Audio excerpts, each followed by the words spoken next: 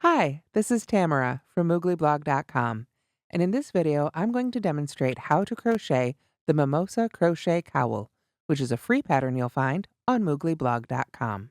Please go to the link in the description or go to your favorite search engine and simply type in Moogly Mimosa Crochet Cowl and it should pop right up. This pattern is made using a USK 6.5mm crochet hook. This one is a twist and lock by Susan Bates. I also used 230 yards of Caron Simply Me yarn, divided pretty evenly over 3 colors. I happened to use Ruby, Lively Mandarin, and Citrine, but of course you can use whichever colors you like. And I've got a couple of the other colors shown here for you to see as well. I also recommend having a couple of stitch markers handy, but they are optional. The finished size for this cowl is approximately 13 inches wide, laid flat, so 26 inches around and 13 inches tall. This makes it a lovely neck warmer to wear in colder weather. Let's go ahead and take a closer look at the finished Mimosa Crochet Cowl. This cowl is crocheted from the bottom up. We start here and work our way up towards the top. You can see here it's got a variety of stripe widths. And while I've written down the specific stripe numbers and the number of rows, etc. in the written pattern, you can make this exactly the same, or you can go off on your own, switch it up, mix up the stripes and the colors however you like. Definitely make it your own. You can see all the rows the same. It's a mix of center single crochets, also known as the waistcoat stitch, and back loop only single crochets. So each round is essentially single crochets. It's just where we place those stitches that makes this beautiful stitch pattern. If I turn it over, you can see for experienced crocheters, you may be able to spot there is a seam right there, but it is relatively subtle. As you can see, it is worked in the round, and if I turn it wrong side out, so we can take a look at the opposite side or the wrong side here. It's actually still a very attractive fabric, but I wanted to show you over here, I did carry the unused color along the inside. Just pull it up, sort of tack it down each row if you can, or if you need to, and you'll have it ready and waiting for you. So with this method, you can change colors as often as you like, and you don't have to worry about having all those ends to weave in. So let's go ahead and get started on our cowl. To begin your Mimosa Crochet Cowl, you'll start, of course, with the color you want to start with. I'm using the ruby color here. We also want to make sure to leave a good 6-inch tail or so. We're going to put this tail to work at the very end as we weave in our ends and finish up our project. So we want to make sure we have a couple inches here to work with. Then, of course, we can put in our slip knot.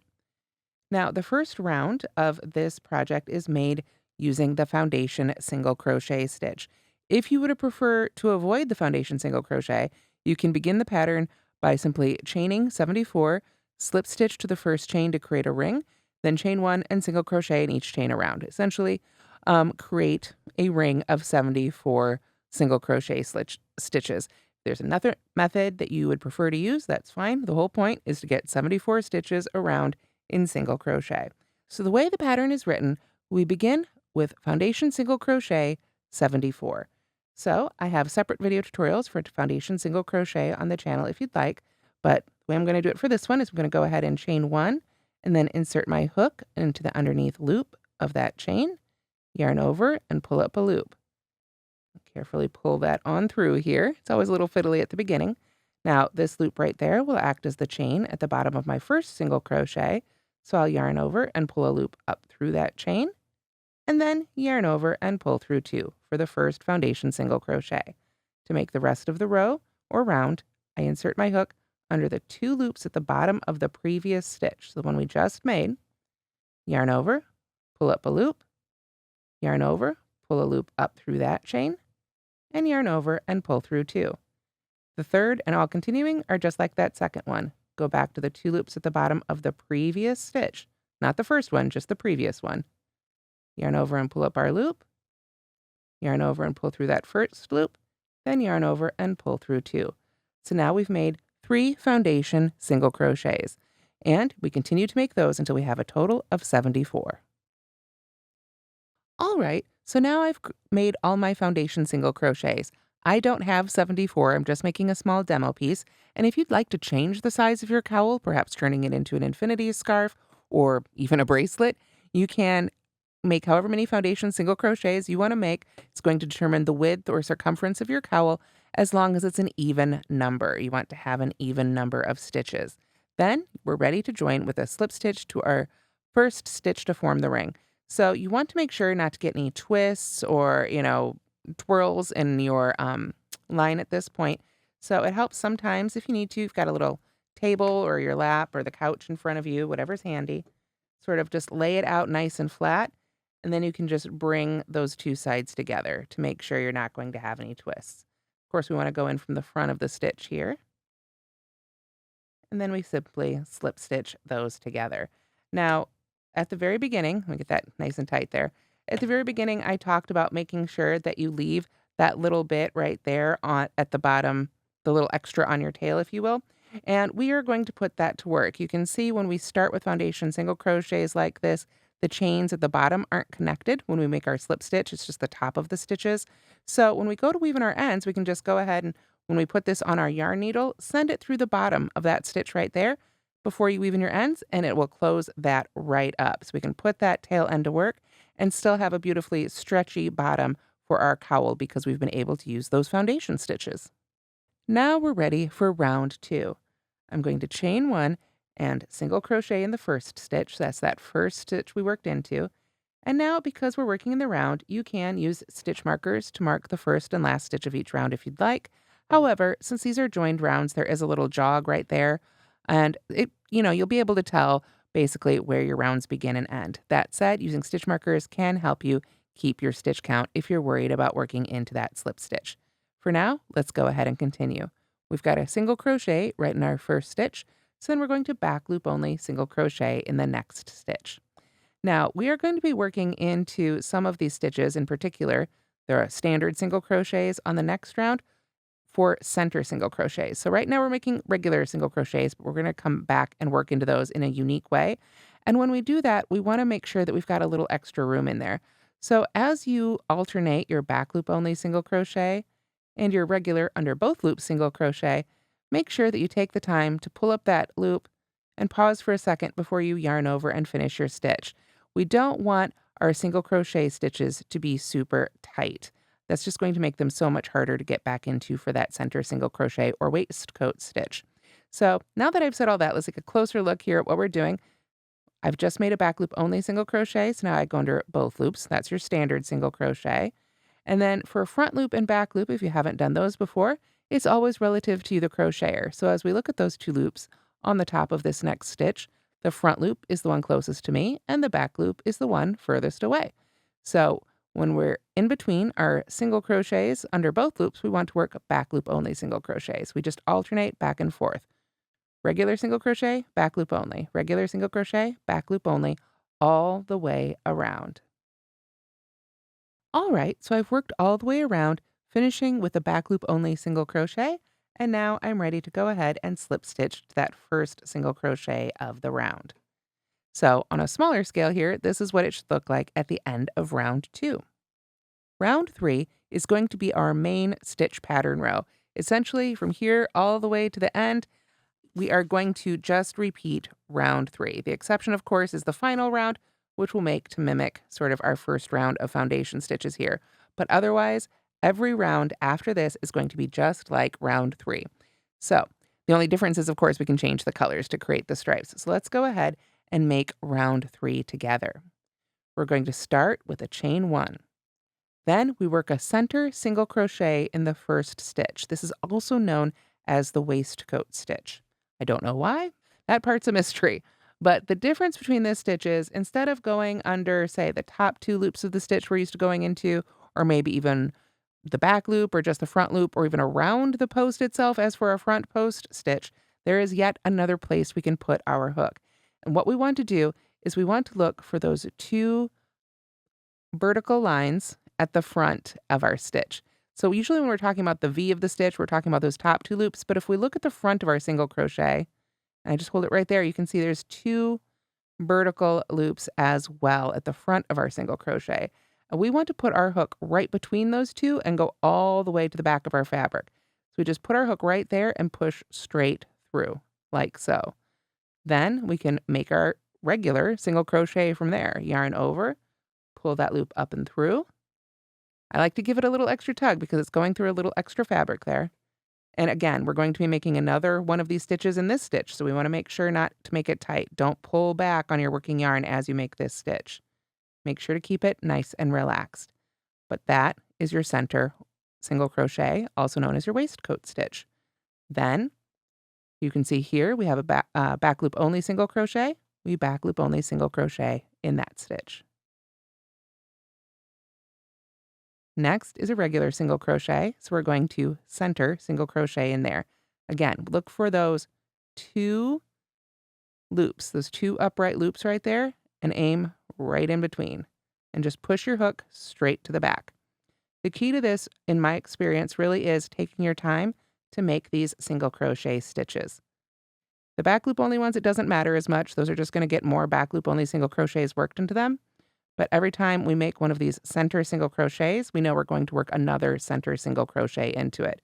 So it is worth it to take the time and make sure it is a nice, tall, proud stitch. But we're going to keep lining up the center single crochets and the back loop only single crochets. So that's one of the joys about this pattern. It's a wonderful travel pattern, Netflix pattern, whatever you watch, whatever you're doing, it is a great one to take along with you. Because it's obviously very easy to memorize, just 2 stitches here once we get going and once it's established. And you can just look at your stitches to see where you are, which is really lovely. So you don't have to carry the pattern with you unless you want to follow the specific stripe pattern that I used on mine. So you can see here, I'm just making more of those center single crochets and back loop only single crochets, alternating all the way around. All right, and here we are finished up with round 2. That last stitch will be a back loop only single crochet every round, join with a slip stitch. You can see a little bit here how those stitches are starting to line up. As I say, all the way up to that last round, it's going to be a repeat of round 3, which we just did. Let's go ahead and start it together, and then we'll talk about how to make those color changes. So just to start one more round, let's do it one more time. We chain 1. We know that first stitch, we can see now, it's one of those center single crochets, so we know we're going to do the same thing. Go right between those 2 loops and just push your hook all the way to the back. If you're really struggling to get your hook in there, you may want to, again, make sure you're making your stitches, a little looser, pull that loop up before you yarn over and pull through 2. Or you may want to indeed move up to a larger hook size. That might make it just that much easier for you. If you're a very tight crocheter, we all have our own gauges. It's a cowl. It'll be okay if yours turns out a hair bigger than mine, if that's what it takes. Just use a little bit bigger hook size, and that will really help you get into those stitches as well. But for now, again, here we come to a back loop only single crochet, back loop only single crochet in that one. We just go back and forth, and we can always look, and we should always look at the rows below to make sure that we're in the right spot. So there's another one of those center single crochets. It likes to catch sometimes on other loops. Just take your time and pull it through carefully. Let's do it one more time here, close together. We've got those 2 loops right there. We'll put our hook right in between them. Just go straight back. If it takes you a while to get used to that stitch, do not worry. The first time I made a project with it, I didn't care for it, but then I kept at it, and I've come to really enjoy it and enjoy the look it gives. So essentially, we're just going to keep repeating this row. Center single crochet, back loop only single crochet, repeating those 2 stitches around, changing colors as we like to build up the height. So now let's talk about how to change those colors. So the first time you'll need to join your next color, of course, you want to make sure and get it ready. And again, we don't need to use our end for sewing or anything, but I always like to leave a little extra when we've got a project like this. So how do we add our next color when we've decided we'd like the next row to be a different color? You can see I've pulled back here to where I am right before the slip stitch. What I like to do, a lot of times when we talk about changing colors, we talk about using the new color to finish the last stitch of the round. Well, don't do that. Don't do that on the back loop only one. Do that on the slip stitch. That is where we want to change our colors. So I just go ahead, you can see I've inserted my hook there in the stitch I want to slip stitch to, drop that other color, just let it go. We'll come back to it later, and then grab our new yarn. And I like to come in a good 6 inches or so just to make sure I don't accidentally pull it through before I get those ends woven in. Then I just loop it right over my hook, pull through the stitch, and right through there, making that our yarn over. So now I've got the correct color on my hook, And we've finished up really that whole round with the previous color, and we get a lot less color bleed that way. Now, if it's pulling up loose on you, go ahead, give that a tug, give the other color a tug. You can hold on to those for those first couple stitches if you'd like. You can see I like to really stabilize my work. It's one of the things that I think makes crocheting a bit easier for me, is I really like to keep everything as still as possible. So I hold on to extra loops in the fabric like this, and I think that helps making the stitches a little bit easier. So if you're somebody who struggles with that, try just, like I say, gripping onto everything and getting everything as steady as you can. So from there, though, once we've got that new color on our hook, it's just chain one and make the same row as before. We want to make that center single crochet right in the center single crochet. There we go. And then back loop only single crochet. And you can see now that I've made a couple stitches, those ends aren't going anywhere, and I can just let those hang out. And we can just come all the way around. Now, as we do that, when we want to switch back and forth, we'll have the other color still hanging out right there. Make sure just leave it attached. You can just pull it up and use it to make that slip stitch in the next rows as needed. Or if you're not using it, make sure, let me just demonstrate that here. We'll pretend a little bit together. What you can do as you come around, let's say this down here was blue or green or a whole different color, and we're just trying to pull this red up with us. We're not going to use it for a while. What I can do when I go to make the first stitch of a round is just enclose it in there. Now, just that first stitch. We don't want to work over it the whole way around. There's no reason to do that. We'll have color bleed through, and it'll use a lot of extra yarn. That it'll waste a lot of yarn that we don't need to do. We don't want to work it intarsia style. We just let it hang there. Just tack it down with that first stitch every once in a while to pull it up like I showed you on the inside of the cowl. Otherwise, we just build up our cowl until we have the height we would like. If you'd like to make it taller or shorter than I've designed, that's fine. But I made a total of 45 rounds before I added one last final round. So let's go ahead and do that now. So for the final round of our cowl, I was faced with a little bit of a challenge, and it's one I've faced before. I've had a lot of people ask me, what stitch most mimics foundation stitches? And here you can see the foundation single crochet looks a lot like a single crochet. It's stretchier than a single crochet typically, especially stretchier than a chain, but it does have a slightly different look to it. And so I've been racking my brains trying to come up with a good, I don't know, a good match for it, I guess you could say. So the best I've come up with right now is actually the herringbone half double crochet. I think it gives sort of a similar look and really balances out the look of the foundation stitches. So for the very last round of my cowl, I simply worked herringbone half double crochet in each stitch around, working under both loops each time. So let's go ahead and do that together. You can see here I've got a chain one, and to make a herringbone half double crochet, I'm going to yarn over, go into our stitch, yarn over and pull up a loop. Then I'm going to pull this loop immediately through that loop right there, our yarn over, and then yarn over and pull through two. So it isn't an exact match, but I think it gives it a really similar look.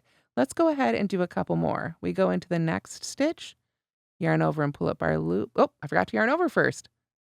We yarn over first, then we go into our next stitch, yarn over and pull up our loop, pull that loop right through the yarn over, and then yarn over and pull through two.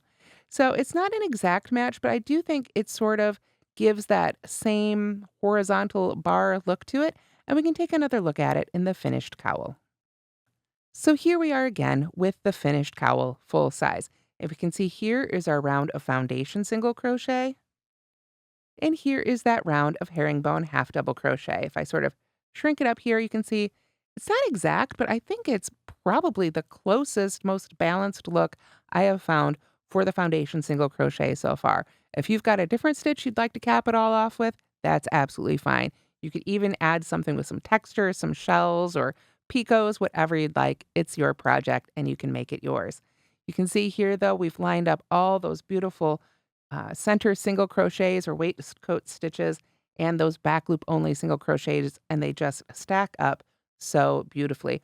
Both of these stitches have a lot less lean than you'll see in other stitches, so combined, even though we're working the round without any turns, our seam stayed very, very straight.